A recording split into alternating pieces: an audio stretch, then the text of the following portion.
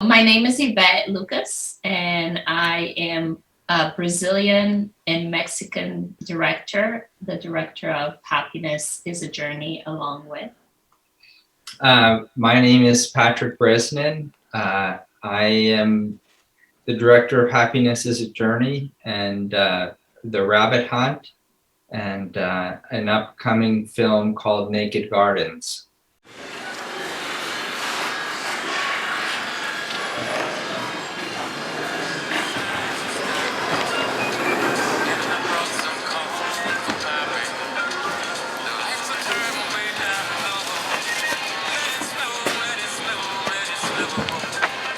All we need is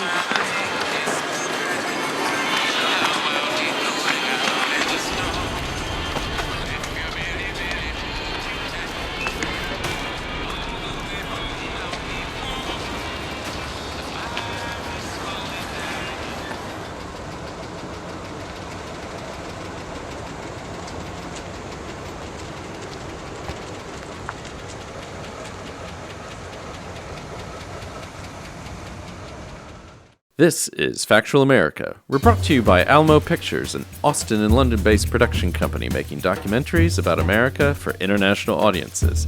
I'm your host, Matthew Sherwood. Each week, I watch a hit documentary and then talk with the filmmakers and their subjects. This week, it is my pleasure to welcome award-winning filmmakers Ivete Lucas and Patrick Bresnan. Their documentary films have premiered at Sundance and won multiple awards at festivals, including the Short Film Prize at Cannes.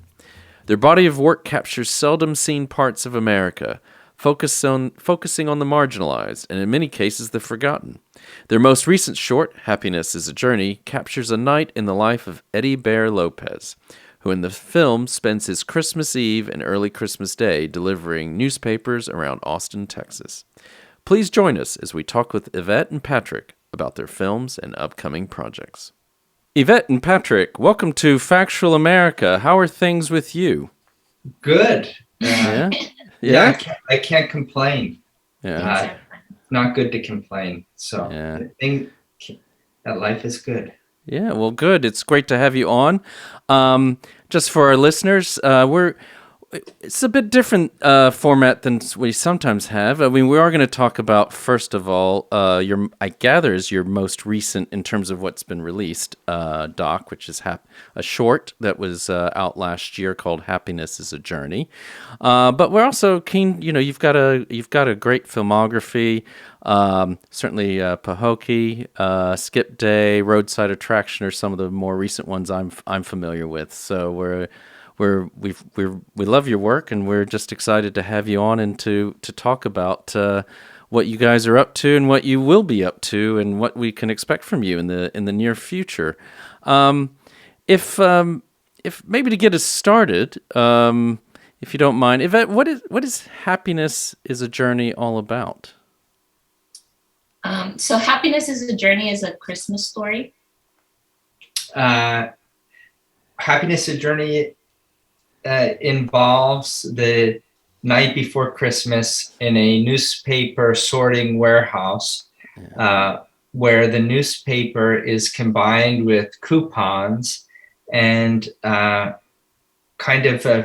guess you'd call them warehouse workers that leave the warehouse and go out into the city, take the newspaper, and they go out to different regions of the city and toss the newspapers at people's houses and sidewalks and leave them at convenience stores. So the film focuses on one man, Bear Lopez, who's been doing this job for 20 years without a day off.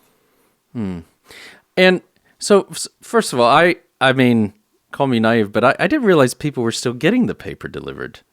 I mean, I guess to me, what struck me, many things that struck me, but you're kind of documenting a dying industry, aren't you? Yeah, Bear said to us that the people that he delivers the newspaper, it doesn't grow. It like the people just die off, you know? Yeah. Yeah, our office was in that warehouse. So every morning we would come to work, having seen them pack to the newspapers at night. And in the morning, we would see all the excess newspapers in these giant dumpsters. And you would just, we'd walk up the steps and I would look down on these dumpsters with thousands of New York Times and Wall Street Journals and Austin American Statesman. And you did feel like you were seeing the death of print media. We felt that every day. Wow. And is that, go ahead. Even the way that we ended up there was related to that. It used to be the warehouse used to be also where they printed and sorted the newspaper. And then they stopped doing that and they started doing it somewhere else, I think in San Antonio, actually. Yeah. And so then the paper would be shipped to that area. But then what happened was that there's like this huge area that's sitting empty and the machinery is still there. So you walk around it and you feel like it's a post-apocalyptic newspaper world. Yeah. And yeah, you're right. I used to work right around the corner from the Washington Post. They still had the printing presses there and all that stuff. So it's like that just doesn't happen anymore. And you would have had all these paper employees, and also it's not it's not back in like the 50s or 60s. Even when I was a kid, you could get a job delivering the papers. These people are relying on this as their to make a living still.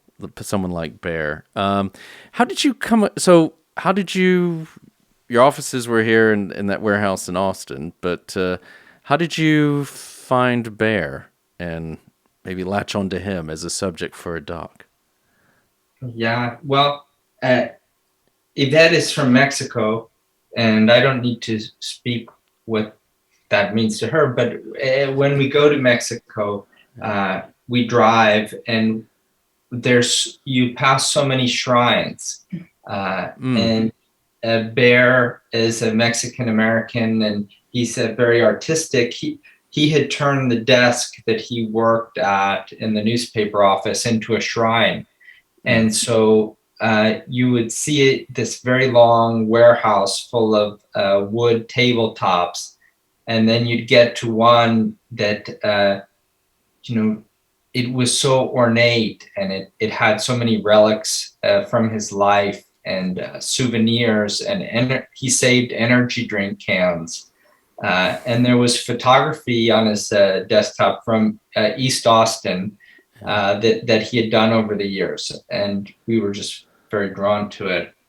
Yeah, it's like a shrine to his lifestyle is what it was. Yeah. And actually, he had a plaque there that said happiness is a journey, not a destination, and that's where the name of the film comes. It's like very significant too, that like his journey, like every night for him is a journey, and it never stops. So it is true that you have to find happiness in that. Okay. And so as you say, you follow him around on Christmas Eve and into Christmas. I gather that was based on the headlines of the New York Times. I gather that was 2018. I imagine you had to have a few dry runs just to get a feel for, or did you just say, we're going to rock up on Christmas Eve and film you? No, we're both big fans of Sean Baker, and I think ever since Tangerine, I had fantasized about iPhone filming. Right. And the first time we filmed, it was on Black Friday, because Bear was always talking about how thick the paper was on Black Friday, that it tripled in size with coupons. Right. And we thought that pageantry and the workers have Thanksgiving in the office, in the warehouse, and just thought that would be very cinematic, and we wanted to shoot it on iPhone so we wouldn't be intrusive. Yeah. It would just feel like a family video. But what we didn't realize is that the Black Friday newspaper is made on Wednesday. So they do Thanksgiving on Wednesday, and then we showed up to film on Thanksgiving, which is Thursday, but Thursday in the newspaper delivery business is actually Friday. So Wednesday is Thanksgiving to them because they live in the middle of the night. Right. So we showed up to film and we were off by one day. So we did shoot that film as a test run. Yeah. And so obviously we planned, and we thought Christmas was a much more meaningful time to see people working in the middle of the night. Yeah, because I think as someone who used to get a New York Times delivered to their house, I probably never thought about the fact that these people work. Certainly over holidays, over Christmas, and as you point out, hasn't had a vacation in 21 years, has he? No. And so, I mean, what's interesting too, I find, is that you went with this. Whose idea was it to go with a split screen? I thought that was very interesting. Is it Ivete? Was that your idea? I think so, or maybe we discussed it together. No, that was Ivette's idea for sure. I don't remember, but I do remember why, and it just feels like, we decided to do one night, but it had to feel like many nights, if that makes sense. And even like in the warehouse too, it just wasn't. It wouldn't express the feeling of being at the warehouse, right, if we were just with one screen, because there's so many things going on. So the split screen is both a spatial, and a time choice. Yes. Yeah. It's like, let's see the space and all the people in the beginning, and then when we're in the car with Bear, it's about feeling one journey that is an every night journey, and it happens in many angles and it has many feelings, and that's how we decided to express it. I agree. It does feel like you're capturing more than one night, and I guess it's roughly around 12 minutes long. But it feels, I mean, in a good way. I mean, the best way. It feels like you got more than 12 minutes worth of certainly of film in there, obviously. But I mean, it just kind of has an interesting. I thought it was really. I really enjoyed that aspect of the film. Now, you've worked with the. Is that a baby monitor that you've got? Oh yeah. I think Ivete. He hears Yvette's voice through the wall, so he got up, but he'll go back to bed. Okay, well that's fine. I mean, if you ever have to get up, don't worry. I've got children myself. No. He's fine. It's better not to get up right now. I know the feeling. Don't make eye contact. Certainly. Exactly. So you worked with the Guardian on this newspaper here in the UK with this one. It's the second time. How has that partnership come about, and how have you found that relationship? Well, we love working with the Guardian. It came about. We made a film called The Rabbit Hunt, and Charlie Phillips. We were reading a review of the short films of that year The Rabbit Hunt came out, and Charlie referenced the film and that he really liked it in this article. And so we wrote him and said, thanks for the shout out, Charlie. And we have another short that we think is quite profound. And how would we go about pitching it to you? And that was Skip Day. Right. So like a lot of our films, we record them with no budget ourselves, and then they may sit for a year or longer until we can create space to work on them. Right. And Skip Day, we edited that film toward the end of our post-production of a feature called Pahokee. And it was really on the verge of never entering the world. I mean, we've shot a lot of films that are just on hard drives, but that was a film. Parenthesis that those were all edited in that warehouse. Okay. Yeah. So we pitched Skip Day to Charlie. We sent him a clip from the film, and he and The Guardian came right on board. Yeah. And gave us the production budget to finish the film. Yeah.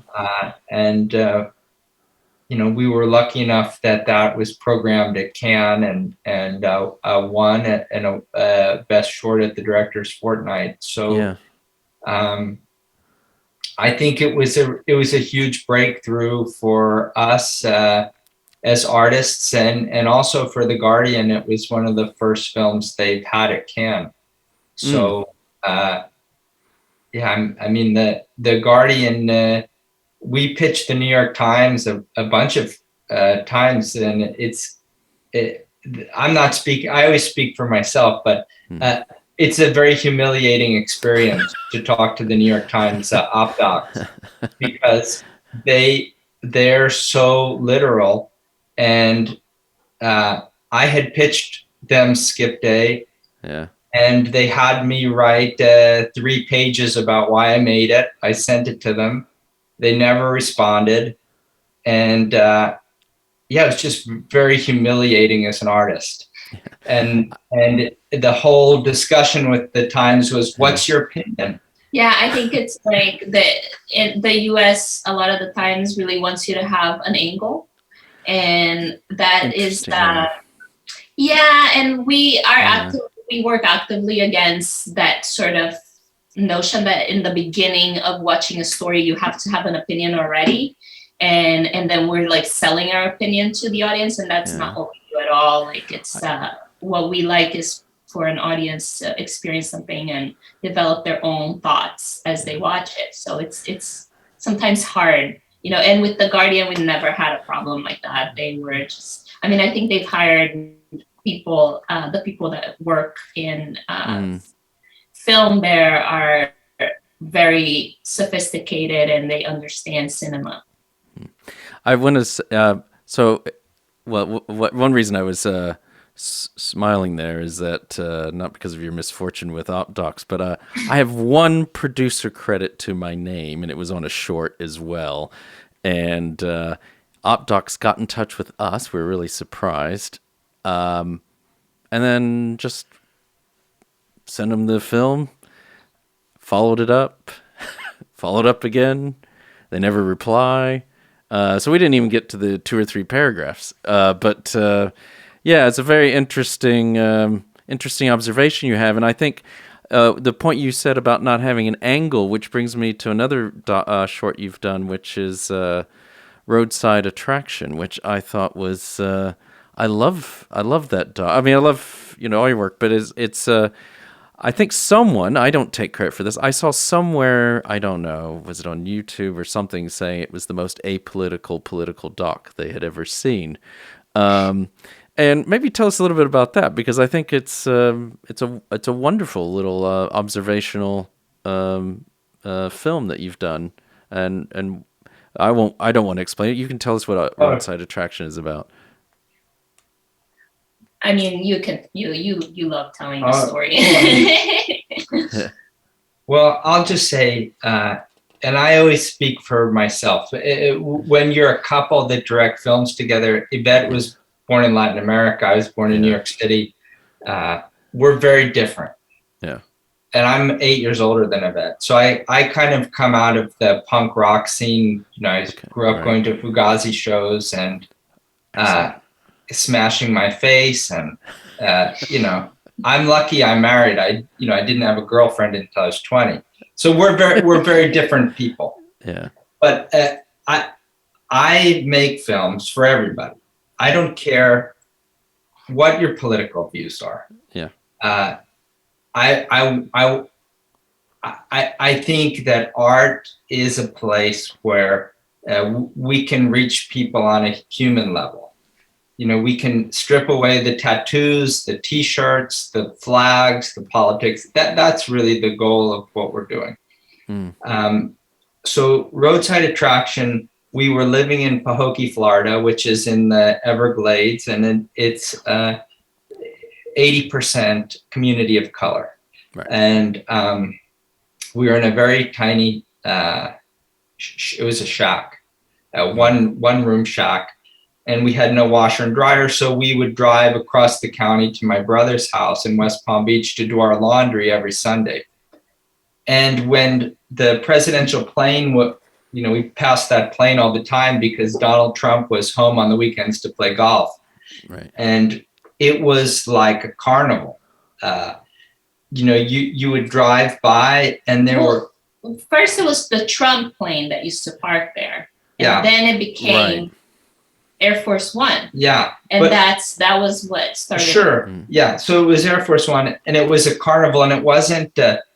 people were in awe that a plane was that big, and it was parked right next to the road. Yeah. And it says United States of America on it. Yeah. And so it kind of became this people, you're driving, and then all of a sudden you're pulling off the road because it's so, there was a little patch of grass, there was parking, and you could walk like 30 yards away from it. It also speaks to like the unexpected quality of this event happening, that he got elected. And that's why I say, like, it used to be Trump plane, and then suddenly it's Air Force One, and it's like nobody was prepared for that. So there wasn't the security that was needed. So they had these like school buses lined up in front to protect it because there wasn't. It was just like nobody was prepared. So it was a very interesting phenomenon. Yeah.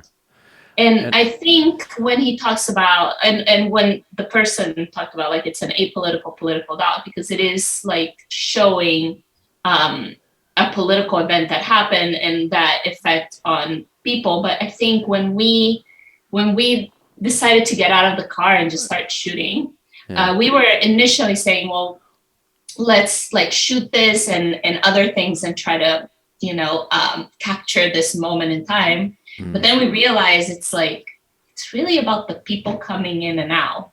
Yeah. And like, we can just spend the whole day here and this is a movie, and it's really about that. It's about, it doesn't matter who you are or where you're from, you're drawn to that. And then we as an audience, we as filmmakers get to share with an audience what that means.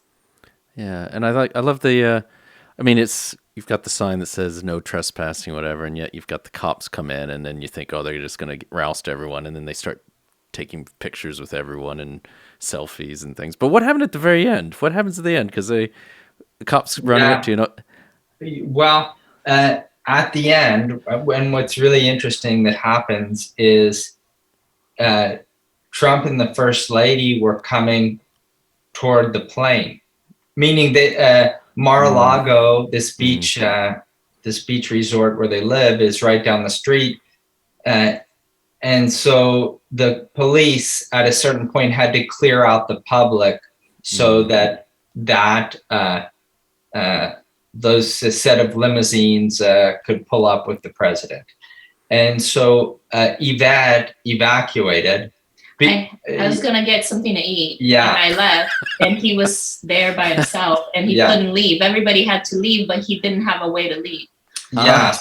So I was there with a tripod, and I just kept filming because it was so interesting to see the jet. There's a little canal next to this road, and so there were a Navy jet skis going up and down the canal. There were helicopters going overhead, and so it was just like seeing the whole mechanism of military and police that are used to clear the pathway for the president through the canal. Yeah.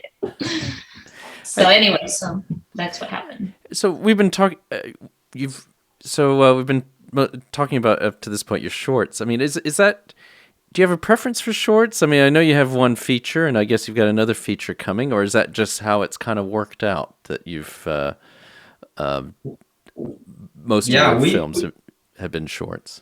Yeah, we love short films. Shorts, yeah. The thing that's so much fun about short films is you You get to be on a stage with 8 to 12 people.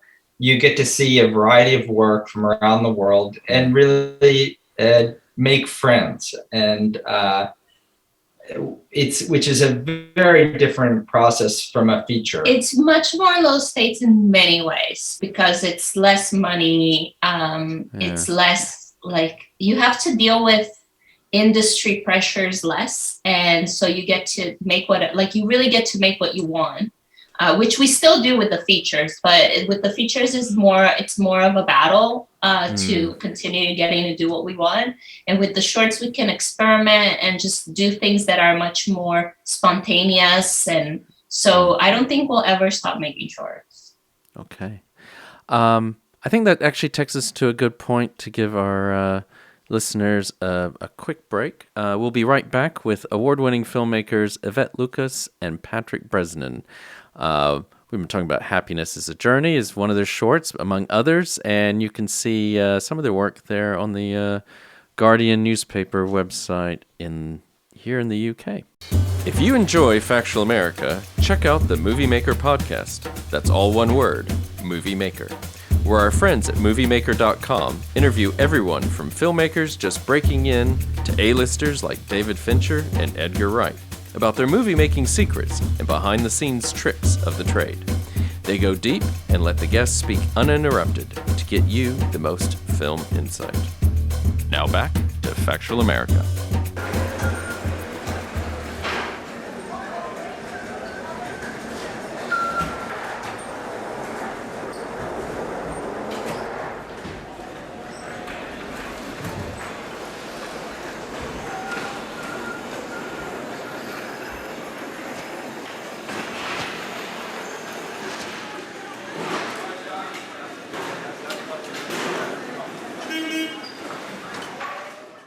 Welcome back to Factual America. I'm here with award-winning filmmakers Ivete Lucas and Patrick Bresnan. We've been talking about their film Happiness is a Journey. We've also been talking about Roadside Attraction, Skip Day. One thing I was going to ask you, and for short, these are shorts, but yet you still have this beautiful cinematography in them. And I don't know, maybe it's just me, but I also noticed, I was struck by the sound. Even when there's no dialogue sometimes music comes through, like someone's radio, but just it's very much, even in Happiness is a Journey, just the ticking over the guy of Bear's engine on his truck, it's just very, it's almost, it feels as much a part of this film as the visuals and everything else that's going on. Is that something you do is that something you're conscious of when you're making these? 100%, yeah. It's part of the sound is a very important part of the editing process, and I think that we don't do any music, obviously, over anything. And in one way, it's about not leading the audience into how to feel over things. It's about not assaulting our senses and really allowing for the space that's needed for people to process things and to feel like they're there. But also I do, when I'm editing, highlight certain sounds of the scene, diegetic always. And like, I do love a lot of ambience experimental music. And I think that the editing has to be like Brian Eno, it has to be, the editing has to give you a certain rhythm so that you don't need anything that is outside of the world to make you go through that experience feeling like you're out of rhythm or like you're out of there. So it's very conscious for sure. Yeah. No, I like even just the roadside sounds, in Roadside Attraction, or, with Happiness is a Journey. You've got, even like little snippets. I think you got a boy on a cell phone and you get a little snippet of his conversation kind of comes in, that kind of thing. Could we, maybe this all takes us to your feature that you have done. We can talk about Pahokee. You've already mentioned that you lived there for a while, obviously, because you were filming there. It's a great feature. But how did you find this town on Lake Okeechobee and decide that this is, how did this come about, the idea for this film? Sure. So my family moved to Palm Beach County, where Pahokee is, 25 years ago. And I found at that time the beach community, the coastal community of Florida, to be a place I really didn't enjoy being. Yeah. And so I started driving into the center of Florida, and discovering the communities around Lake Okeechobee, and seeing the sugar cane and the harvest and the burning of the sugar cane. And in university and high school, I had been doing volunteer building projects. So I became very interested in working with people in Pahokee on housing issues. And I think anybody who's volunteered or worked in Pahokee really gets pulled in, because this region has such a strong culture and such strong family values. And the only stories coming out of that part of the U.S. Typically involve crime or football. Yeah. And so when I met Ivete, I thought, because I had been to prom in Pahokee, I thought that we should go there and try and tell this story with the community, and make a film that was more like a wedding video, where you're making a video of this very sacred event to the community that they in turn will own in the end. And so that was the premise for the first film we made there, called The Send-Off. And then that kind of led to the other short films and then the feature. Yeah, it was a lot of years before we made a feature. Like, by the time we said, let's make a feature, like, people had known us very well. Yeah. We had taken people with us to Sundance. They'd seen the shorts. They loved the work. They were happy with it. And so then it was like a process where we earned not only their trust, but also their confidence, and they wanted us to tell that story. So it took a lot of years of friendships and, doing things together. I mean, as you're saying, you're not, Patrick, you're not that drawn to coastal Florida, but so you've headed inland. I mean, what strikes me is that your films, the first one we're talking about, Happiness is a Journey, but then Pahokee and others, it feels to me like at least you're capturing a part of America that is often hidden, that is maybe, well, if not marginalized, then certainly seldom seen. Is that what attracts you? That's what, this is something you're putting, and I think it was interesting you said something about this, they have their own unique and very strong culture, because I was trying to explain it to my daughter the other day. She asked me what film I was watching, and or I was talking to my son about high school, because he doesn't know what it's like to go to high school in America, and I was trying to explain it to him. But I said, but you know what? Pahokee's actually not, I mean, I did experience some of the same things, but there's a very unique culture here as well that's not anything I would have experienced either. So is that one of the things that attracts you to, and what you were trying to show through this film? Definitely. Yeah, I mean, I think both Patrick and I have always been kind of, Patrick's talking about growing up in the punk scene and DIY, and I was also, into like metal and stuff like that growing up, like Nine Inch Nails, and we were not people who were happy with the norm ever, and we are also people who really like DIY, so like people doing a lot with little. and creating culture. And I think a lot of the times, like, we think of people who are creating culture and we think of mainstream culture, but to us, like, the real creators are people who are living outside of the norm.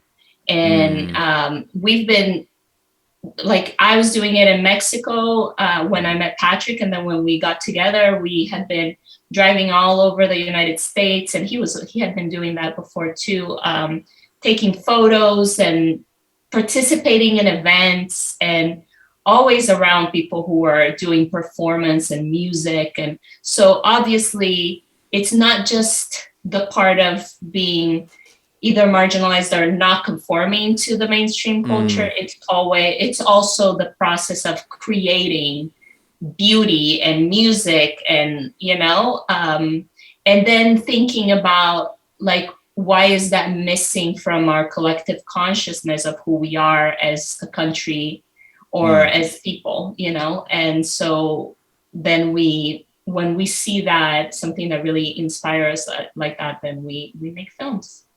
Well, thank you for making them, and I'll add, I it's my own personal opinion, but I think you've got great taste in music. At least you did in your youth. I mean, Ivete, on that strain, I mean, do you as coming at this? I mean, obviously, Patrick, you come from New York, but you've come from Brazil via Mexico, and does that help? Does that give you a different perspective that you think helps in terms of bringing these films, to making these films?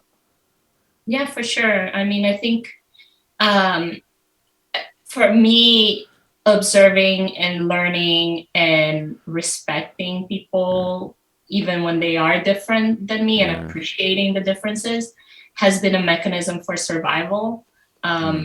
Being twice an immigrant, like going from Brazil, where we speak Portuguese, to Mexico, where they speak Spanish, and the culture was very different, and then here to the United States. So it's really who I am. And it like, you see it in the films. And that's why also we don't need a lot of dialogue to express things. Like, I think a visual language has become my like the language that I'm most comfortable with. And I think that metaphors and poetry has helped me navigate those differences. And so I think it's just only natural that that's how we make films. Yeah. And then I guess, Patrick, you also have I gather, a background as a visual artist. So I guess that plays right into this as well, doesn't it? Yes, I was very lucky to be in San Francisco and Philadelphia at the kind of genesis of the street art movement. I mean, the genesis of the street art movement is so much older than the 90s, but I was in San Francisco around a lot of great graffiti artists like Barry McGee, and I was lucky enough to go on and work for them when they became gallery artists. And I think I built a number of shows in Hackney at Stuart Shave's Modern Art for Barry McGee and his wife, Claire Rojas. And to be quite honest, that world to me was disgusting in the sense that the last show I built really for Barry was at Stuart Shave's Modern Art, and the process was beautiful. I mean, we really enjoyed the creation. I was working for Claire Rojas, and you work right up until the end, and then Stuart would walk in with an older lady holding a poodle, and she would just start pointing at the walls, and his little assistant would start putting red dots on the wall, and Stuart kind of hustled me off into his office because we were all sweaty and dirty and the opening was about to happen. And I sat in his office and I looked up at the TV and I saw Hurricane Katrina happening in the US. Right. And I saw people on top of houses and trapped on bridges. And I just said, this is this making art, participating in the art making process so that rich people can come and buy it is, it felt so, it had no meaning. Right. Whereas the impulse to do graffiti or the impulse to make a piece of art and leave it on the street was very beautiful and is beautiful. So I went back to the US and I found a Mennonite organization to volunteer with, and I moved to Louisiana and I worked with the religious people building houses. And that experience of being in a community and working for free and volunteering, it was so beautiful, and there was so much more in that process of helping people rebuild their lives, or that I just, the visual art world became something I wasn't interested in aspiring toward. So yeah, that's how that was the, but from being in communities and earning trust and having access to people's culture, being invited to dinners and going to church services and going out on shrimping boats, I found those were stories that I wanted to tell.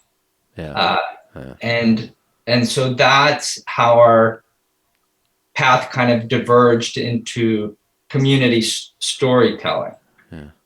But we do have a basis in the visual arts, and so there's a lot of thought that goes into composition and cinematography and editing and sound, but they're really stories that are based within communities. It reminds me of a director I've worked with who he was filming Pentecostal communities in Louisiana, and he spent his first few weeks, he said the camera never rolled. He was just doing the deliveries of, they do a lot of charity work and delivering food hampers and things to people, and that's what he did for the first several weeks that he was there. I'm conscious that your little man might be waking up soon. I don't know if let's talk about what's in your future. What's next? I gather you've got a film in post-production called Naked Gardens. What can you tell us about that film and what we can expect to see? Well, Naked Gardens is a film that we made at a struggling nudist resort in Florida, a little bit close to Pahokee, actually. I don't know. We can't tell too much about it, but we did. Yeah, we're making coughing behind us. Sorry. We were making. Yeah, I love the dog. What kind of dog do you have? You can have him. He's a Vishla. I'll pay the freight. He's very sweet and highly manipulative. Well, you see, no, I can't take him. We just got a Romanian rescue dog, so no. There's okay. Well, he's Hungarian. They'll be best friends. Well, yeah. I mean, maybe not. It depends on whether this dog's from Transylvania or not. But yes, I agree. Yeah, we have a good friend from Transylvania. So when we were making Pahokee, I was at Costco getting groceries, and while I was loading the car, a person invited us to they saw I had long hair, and I mean, if you're a little bit different in Southern Florida, you really stick out. Yeah. So they said, you need to come to our drum circle tonight. And so I said, sure, yeah.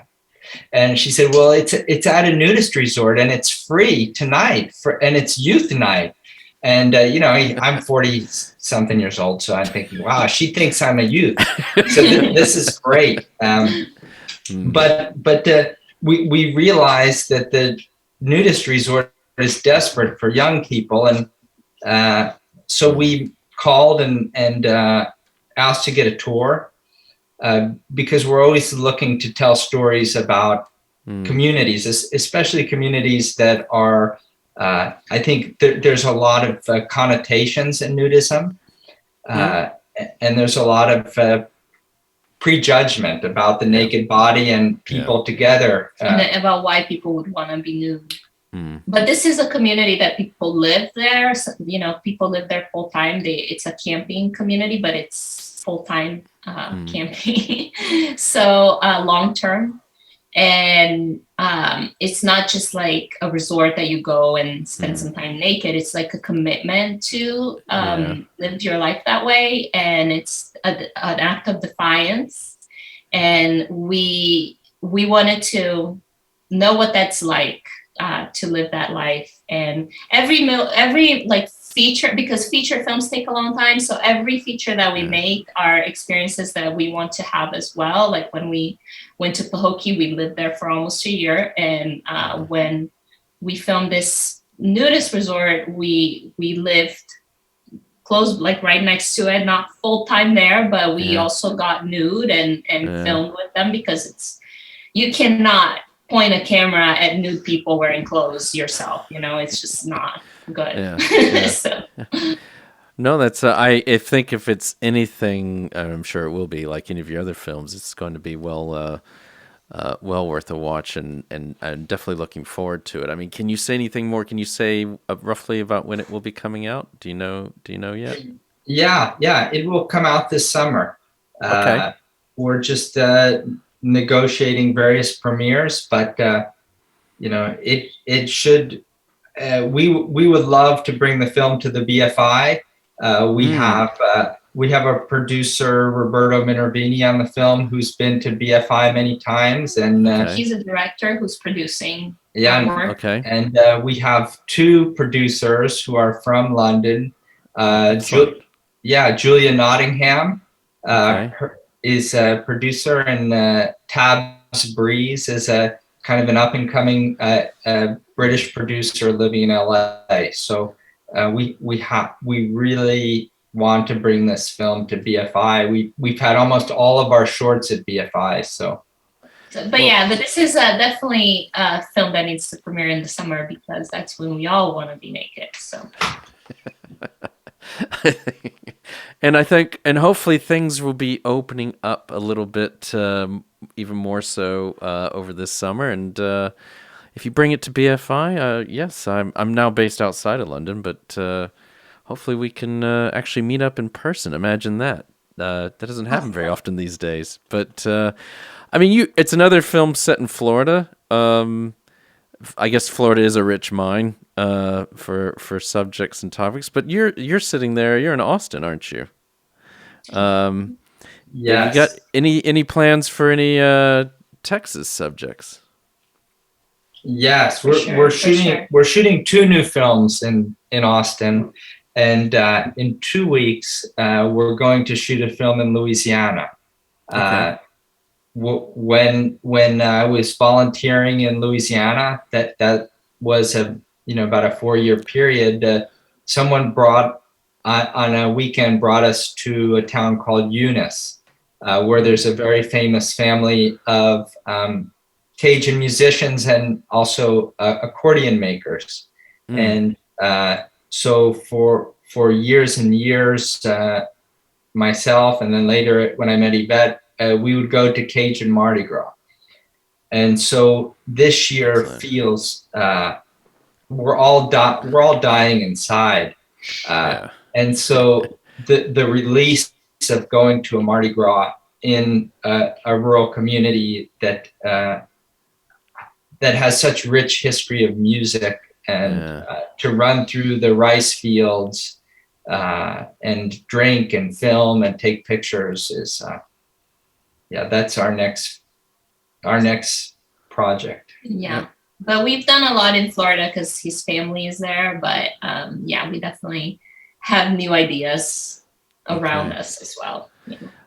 Well, we look forward to seeing all these. I mean, that sounds amazing, actually. That the Louisiana one. I mean, I went to a folk festival once years ago outside Boston, and it was they had a session with the accordionists, and it was I I think the Irish one said it was the instrument that that was the youngest in the family always got the accordion because all the other instruments had been picked already. So you just had to, that's what you've got forced on you. But I can't remember. I got to try to remember who the Cajun accordionist was that was there. But Clifton Chenier? Well, Clifton Chenier, it wasn't Clifton Chenier, but Clifton Chenier is famous. I mean, is that who you're talking? Are they from Eunice? No, the Marc Savoie. And okay, I've heard it. The Savoie family have their whole life has been dedicated to preserving Cajun culture and keeping Hollywood out of it. So they're true purists. So yeah, we're lucky enough to hang out there once in a while. Well, that sounds like a dream. I think we've actually just about come up to the end of our time together, Ivete Patrick. So, Ivete and Patrick, I just wanted to thank you again so much for coming onto the podcast. It's been great to get to know you a little better and to talk about your films. And if we haven't scared you off, I'd love to have you on after Naked Gardens comes out and talk about that film and some of your new films that are coming out. So thanks again, and wish you all the best. Thank you for inviting us. This has been lovely. Yeah, right. It's an honor to join you, and let us know when you're back in San Antonio. I will. I'm not well, I won't make any promises, but I'm hoping it will be relatively soon. So, and there's talk of some of us heading to Austin as well, or certainly somewhere in Central Texas, which is where my mother's originally from. So, great. I look forward to it. Hopefully you do. If not in Austin, then maybe at the BFI. So, good luck.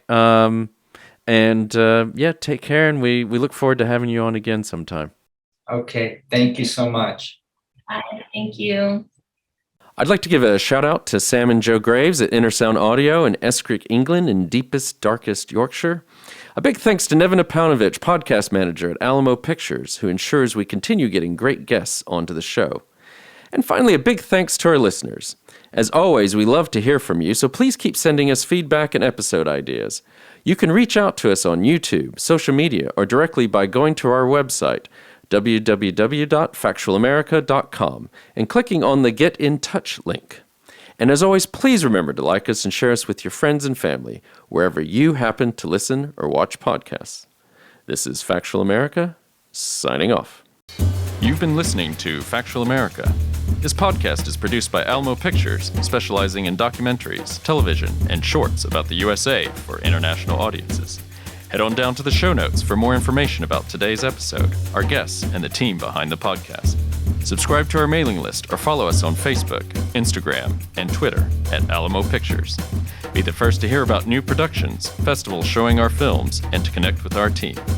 Our homepage is alamopictures.co.uk.